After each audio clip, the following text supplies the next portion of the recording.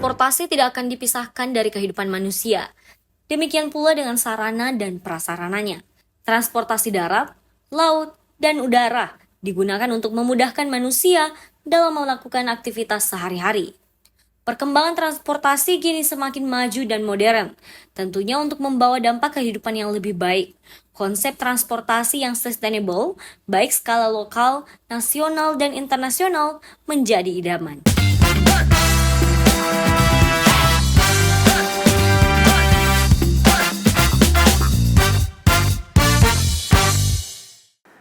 Halo Sobat Akademika, jumpa lagi dengan Unhas TV dan hari ini kita pada program Unhas Talk. Kita sudah kedatangan tamu istimewa, salah seorang profesor Universitas Hasanuddin dari bidang teknik transportasi.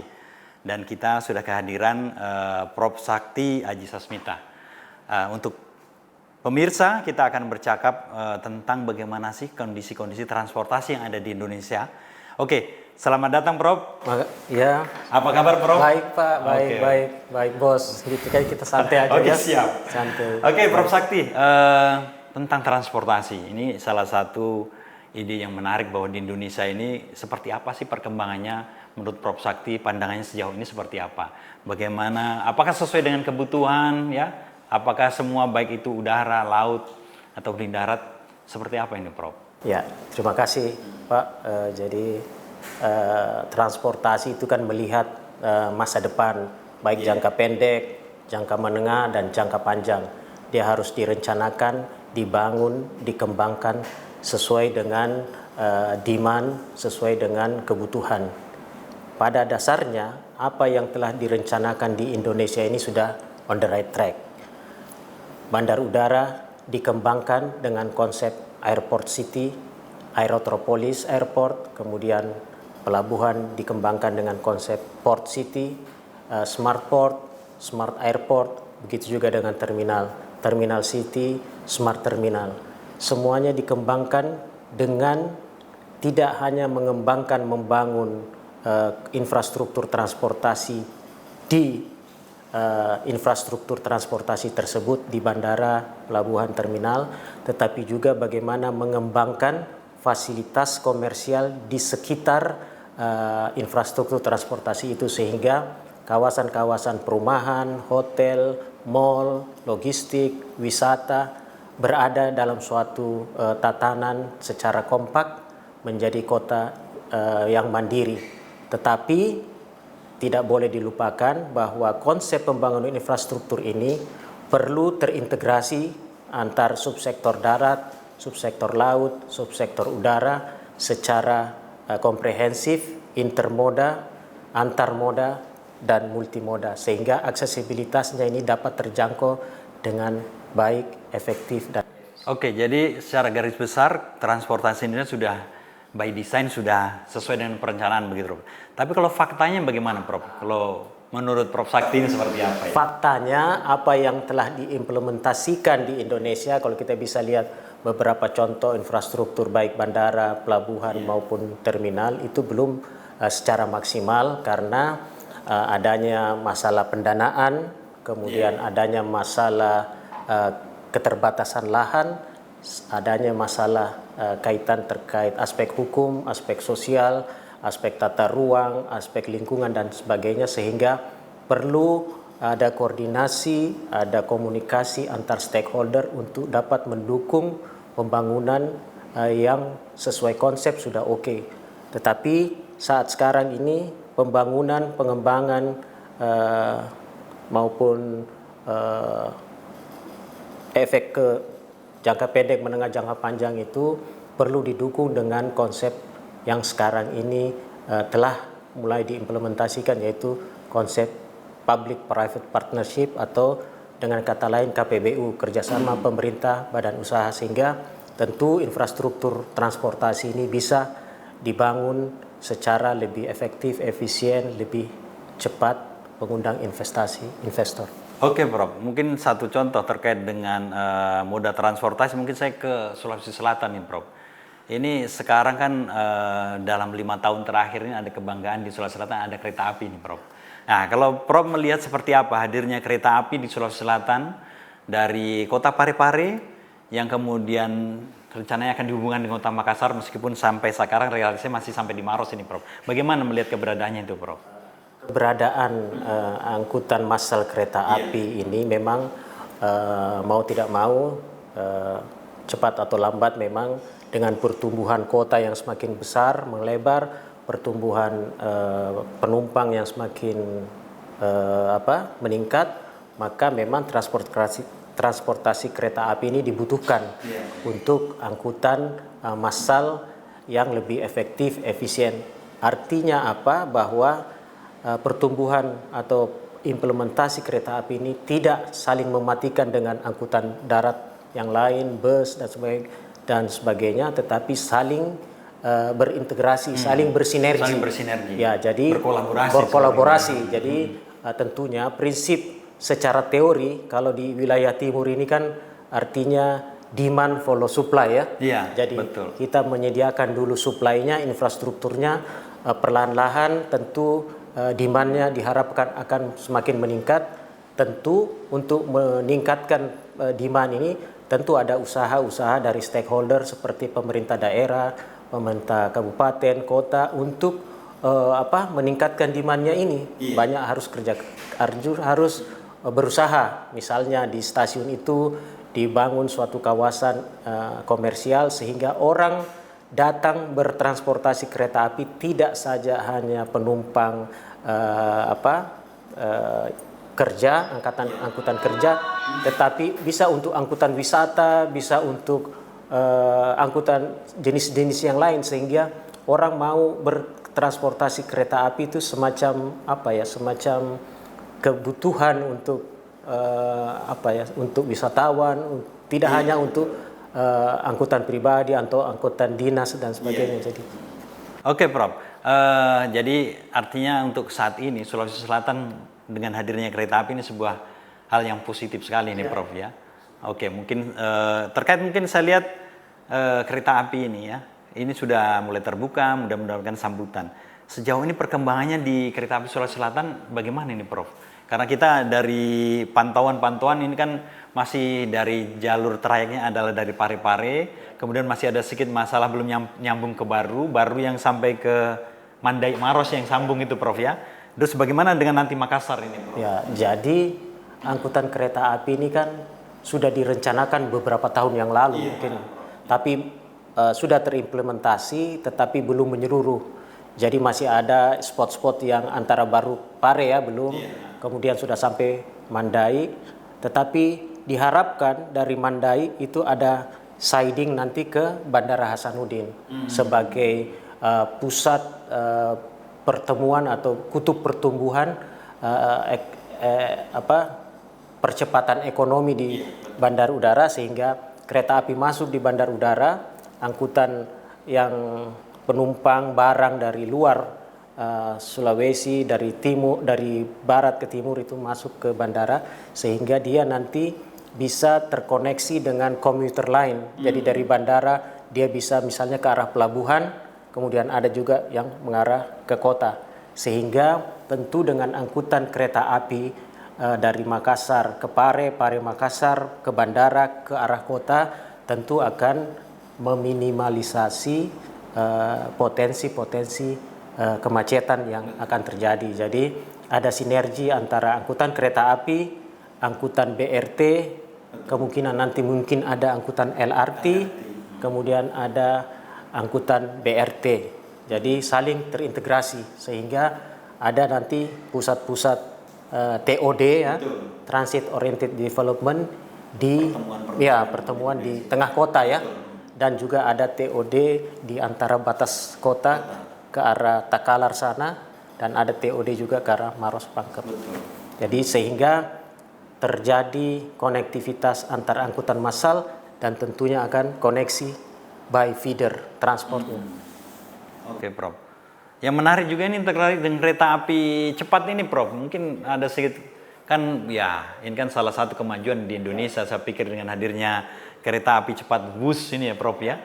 Pandangan Prof seperti apa hadirnya itu? Apakah sudah tepat atau mungkin perlu pembenahan lagi atau pengembangan seperti apa nih? Secara teori, memang kereta api dengan angkutan massal yang penumpang yang banyak itu memang sudah sesuai konsep. Tetapi kereta cepat ini perlu tidak hanya misalnya dari Jakarta ke Bandung saja, tetapi harus ada rute yang lebih jauh karena dia dengan kecepatan 350 km per jam itu bisa lebih cepat. Tetapi tentu selain kecepatan aksesnya yang cepat, perlu penataan node-node-nya, pusat-pusatnya atau stasiunnya, bagaimana dia efektif, efisien di tengah kota, kemudian terhubung dengan jalur-jalur feeder untuk destinasi berikutnya. Tetapi secara konsep bagus karena mengangkut penumpang dengan lebih banyak dan waktu tempuh lebih cepat. Ya, hanya perlu ada feedernya bagaimana. Gitu. Hanya mungkin kalau saya melihat dari berkembangan kan posisi stasiunnya itu ya, untuk TOD-nya masih di luar daerah itu ya. Masih saat ini kan dia stasiunnya ada di Halim Perdana di Kusuma. Jakarta, Halim Perdana Kusuma. Tentu untuk mencapai stasiun Halim ini orang-orang yang agak di luar kota, di suburb, itu perlu ada angkutan angkutan bus atau angkutan taksi atau angkutan pribadi ke Halim Perdana Kusuma. Kemudian dia berhenti di stasiun Padalarang gitu kan. Iya, masih di Kabupaten Bandung yang pinggir ini Prof berarti ya. Padalarang berarti harus ada angkutan feeder kereta lagi ke stasiun Bandung. Jadi secara waktu wushnya cepat sekitar 25 menit atau 30 menit, tetapi untuk mencapai stasiun ini dibutuhkan juga waktu. Betul. Ya, jadi gitu. Mungkin nanti ke depan harus ada penataan-penataan yang lebih bagus supaya interkoneksinya karena aksesibilitas itu sangat penting, integrasi moda secara antar moda. Salah satu saya tadi Prof katakan bahwa kereta cepat bus ini butuh juga trayeknya lebih panjang, bukan lagi hanya Jakarta Bandung begitu Prof ya. Kalau sesuai rencana itu akan diperpanjang lagi sampai ke Surabaya. Ya, jadi ya itu mungkin lebih efektif, efisien dengan jarak yang lebih panjang kan. Iya. Dengan kecepatan 350 bus cepat nyampe gitu ya. Oke, Prof. Betul. Nah, kalau Prof sendiri kalau melihat ke depan future bahwa Indonesia ini membutuhkan konsep transportasi seperti apa sih Prof sebetulnya ini Prof? Apakah yang sekarang seperti Prof katakan sudah on the track, itu sudah tepat, kemudian itu tinggal dilanjutkan saja atau mungkin butuh lagi sinergi ataupun pembenahan, terutama mungkin untuk nanti kawasan Indonesia Timur ini Prof, tempatnya karena kita ada di Indonesia Timur ini. Ya, jadi secara sistem transportasi nasional itu sudah diatur mulai dari Sistranas, sistem transportasi nasional, kemudian dia turun ke Tatrawil, tataran transportasi wilayah, kemudian dia turun lagi ke Tatralog, tataran transportasi lokal. Nah ini harus ada benang merahnya, jadi perencanaannya inline, sehingga ke depan memang perlu kajian-kajian yang terarah untuk mengimplementasinya sesuai dengan tahapan-tahapannya. Jadi bagaimana tahapan jangka pendek, menengah, jangka panjang. Kalau bisa memang dia tepat waktu, jangan agak molor-molor karena masalah itu, masalah dana. Tapi tentu akan ada, ya tentu dengan berkembangnya teknologi, perlu ada, walaupun sudah on the right track, perlu ada terobosan-terobosan. Oke Prof, menyambung hal itu, saya pikir dengan kondisi digitalisasi, kemudian teknologi informasi semakin maju, sekarang kan mungkin Prof juga melihat bahwa keberadaan dari transportasi online.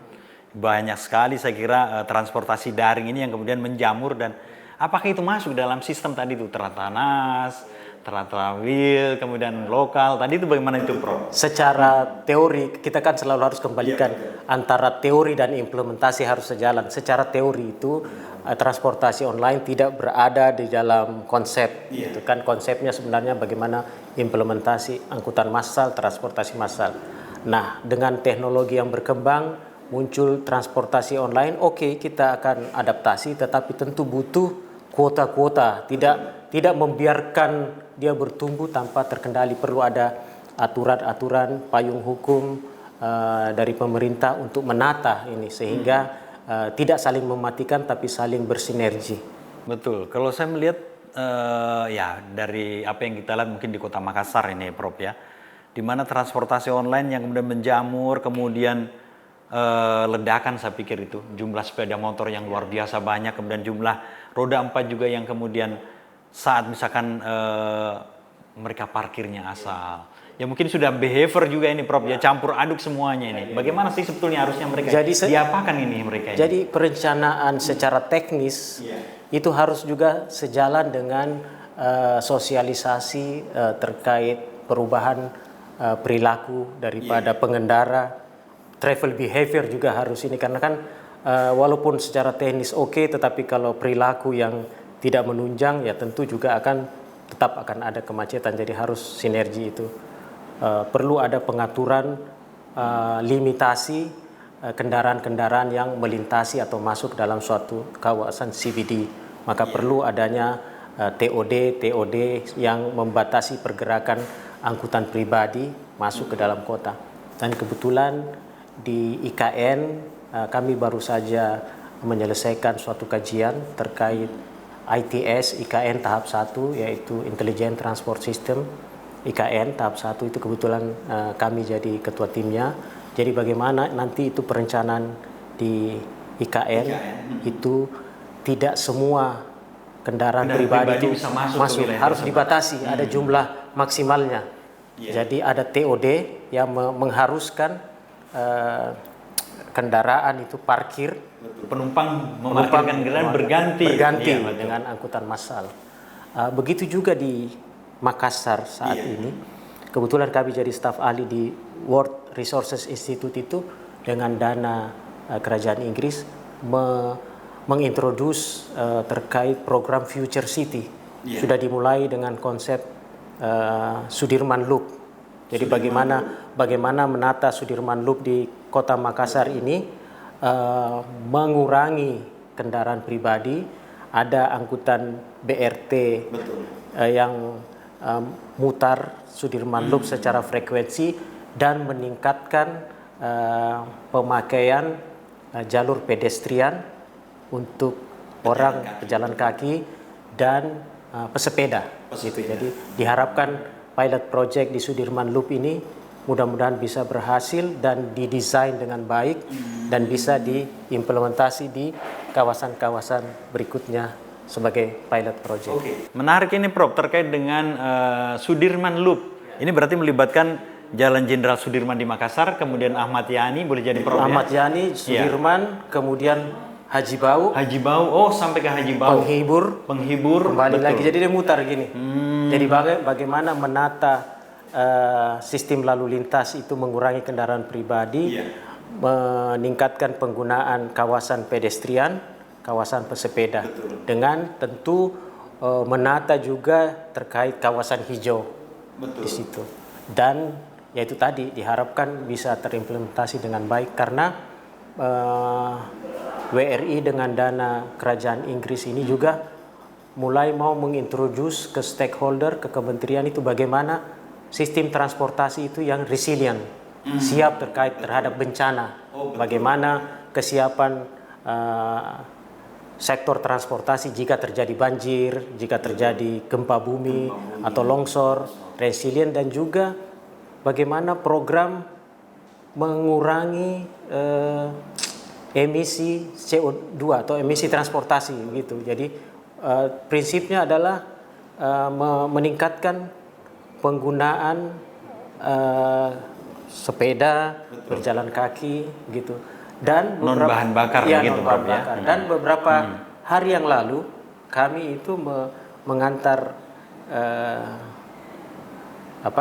orang WRI ketemu Prof Adi WR4. Jadi Pak WR4 itu sudah mencanangkan juga UNHAS sudah mulai ke arah sana gitu ya. Jadi nanti akan ada katanya sistem perparkiran.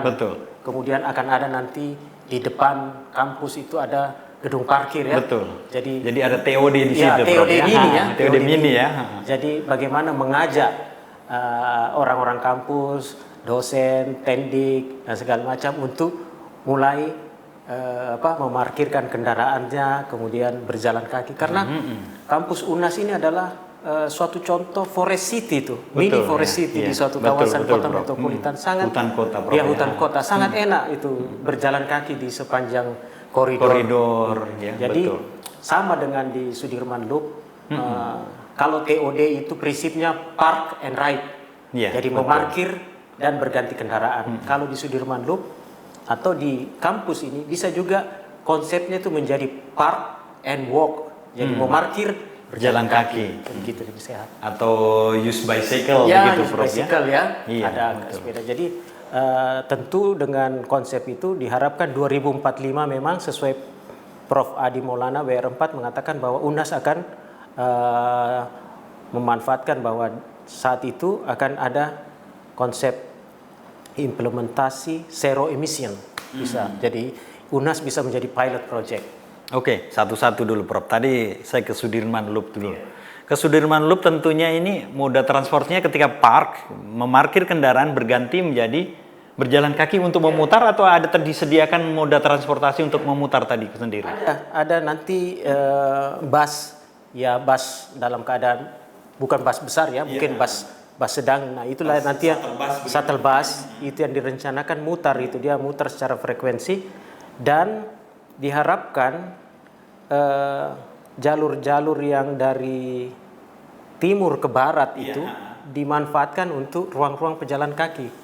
Jadi itu kan, jadi di situ ada pusat wisata, pusat kuliner di Somba Opu, art di situ, jadi bisa dimanfaatkan situ. Jadi bisa saja ada TOD mini di situ, ada parking area yang mini di misalnya di sekitar Somba Opu atau di mana gitu nanti ini.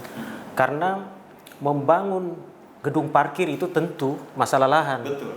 Nah, tentu karena gedung parkir itu butuh lahan yang agak besar karena ada sirkulasi, bisa dicontoh dengan sistem puzzle parking.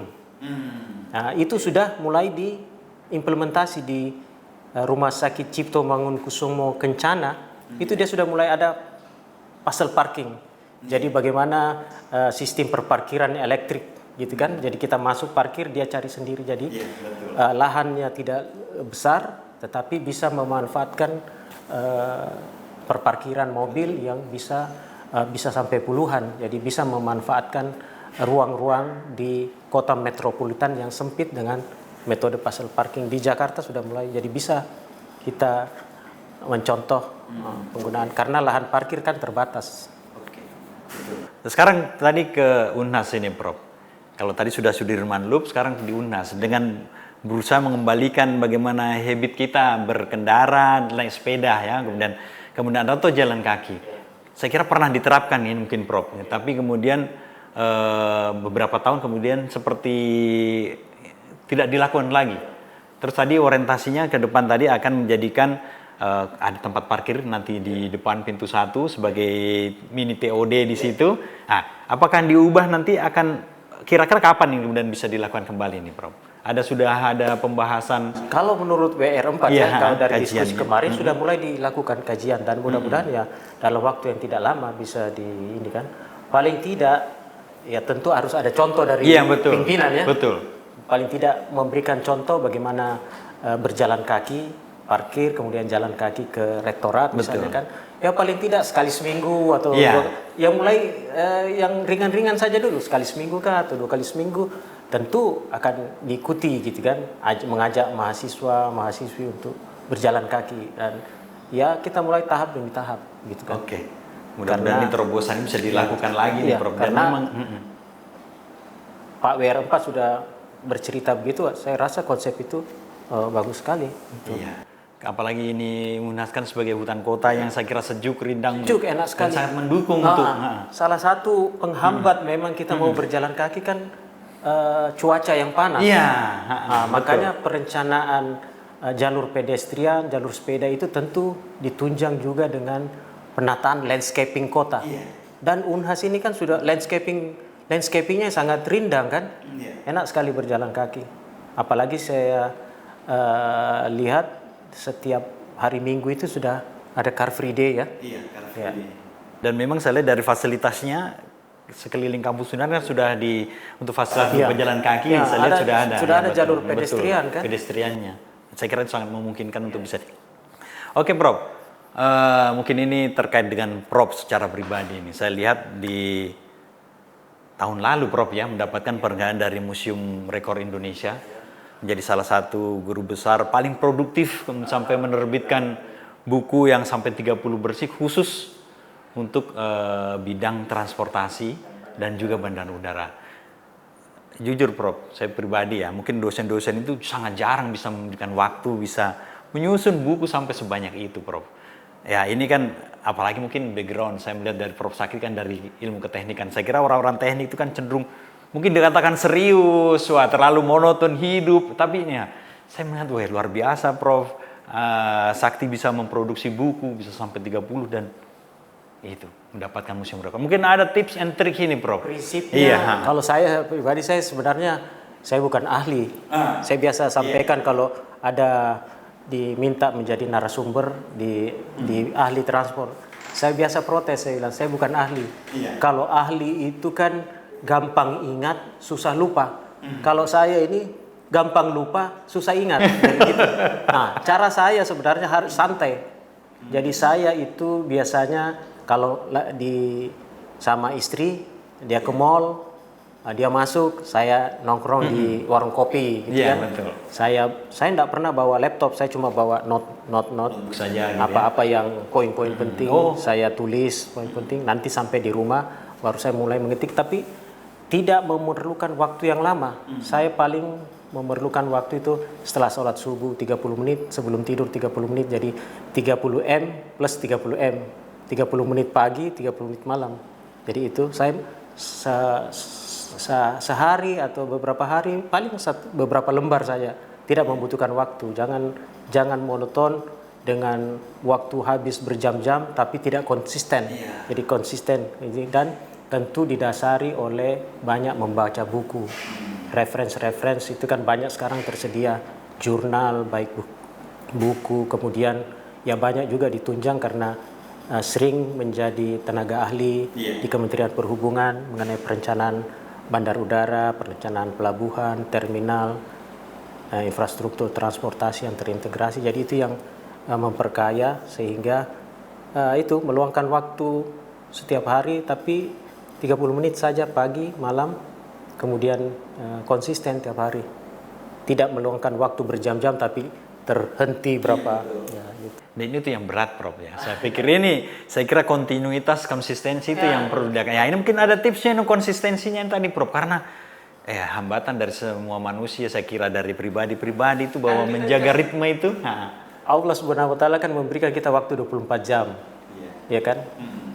30 menit pagi, 30 menit malam, 1 jam. Jadi cuma pakai waktu 1 jam di antara 24 jam. Sama dengan meluangkan waktu 5 kali sholat setiap hari, 5 kali 10 menit, 50 menit. Jadi kita diberi waktu 24 jam, kita menyeimbangkan kegiatan dunia dan akhirat, masing-masing 1 jam dunia, 1 jam akhirat, tapi konsisten gitu. Tapi memang ya itu tadi kan harus dipaksa, dari dipaksa menjadi kebiasaan akhirnya menjadi kebutuhan. Sebagaimana dalam yang biasa kita dengar bahwa tuntutlah duniamu seakan-akan engkau akan hidup selamanya, tetapi tuntutlah akhiratmu seakan-akan engkau akan mati besok. Jadi bagaimana menyeimbangkan saja kegiatan dunia, kegiatan akhirat, sama seperti di teori transportasi, keseimbangan antara supply, infrastruktur, dan keseimbangan dengan demand, permintaan. Jadi gitu. Bagaimana menyeimbangkan gitu. Oke. Sobat Akademika, saya kira ini tadi sebuah penutup yang luar biasa dari Prof Sakti Adisasmita, saya kira. Dan saya kira kita bisa mengambil manfaat-manfaat apa yang telah diutarakan oleh Prof Sakti. Saya Arifidun Usman, terima kasih atas absensinya. Kita ketemu lagi pada event program Unhas Talk berikutnya. Terima kasih. Assalamualaikum warahmatullahi wabarakatuh. Terima kasih.